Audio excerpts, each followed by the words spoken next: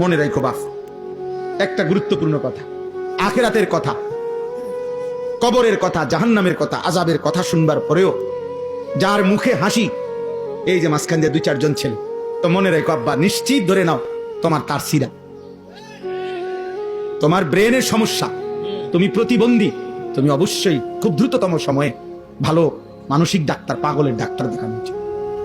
এবং তোমার কাছে যদি পরিচিত ডাক্তারের নাম্বার না থাকে, আমার কাছে আছে, ভালো পাগলারি ডাক্তার, ভালো পাগলের ডাক্তার আছে। আস্তাগফিরুল্লাহ। আহা, এক ছেলে আরেক ছেলের ধাক্কা দেয়, হাসে, মানে বুঝে আর বুঝায়, কি রে তোরই তো কয়, এতে কয় তুই তো এই হওয়া দে রে, আমি যেমন অসৎ তুই কি তা। নাউজুবিল্লাহ, নাউজুবিল্লাহ। লজ্জিত হওয়া উচিত বাবা, লজ্জিত হওয়া উচিত। আহা, আমাকে বলছি কেন আমি এমন দুর্ভাগা হলাম, আমি কেন এমন বদনসিব হলাম, আমি কেন এমন দুর্ভাগা হলাম। আমরা কিতাবে হুজুরদের মুখেও বুজুর্গদের মুখে শুনছি, পূর্বের জামানায় এক 10 বছরের ছেলে একদিন একাকী বসে বসে কাঁদতেছিল। তো ওই জামানার এক বুজুর্গ ছেলেটাকে জিজ্ঞেস করছে, বাবা এত ছোট মানুষ তুমি কাঁদতেছো কেন? বলতেছে, আমি জাহান্নামের ভয়ে কাঁদতেছি।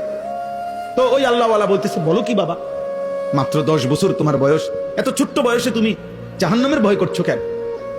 সে বলল, আমার মায়ের একটা আচরণ দেখে আমি ভয় করছি, আমার ভয় লাগতেছে। তো বাচ্চাটা বলতেছে, কি কারণ?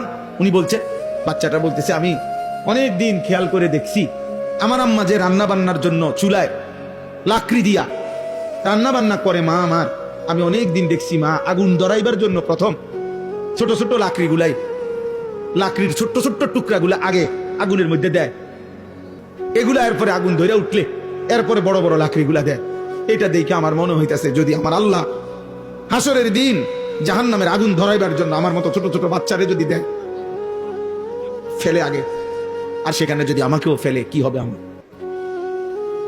এক 10 বছরের ইমানদার সন্তান বেটা মায়ের আচরণ দেখে জাহান্নামকে ভয় করছে, আর তোমরা মায়ের চোখের পানি দেখেও দিল নড়ে না।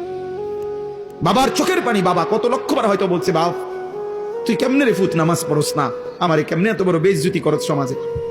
আহা, নাফরমান সন্তান, এক সুতা দিল নড়ে না।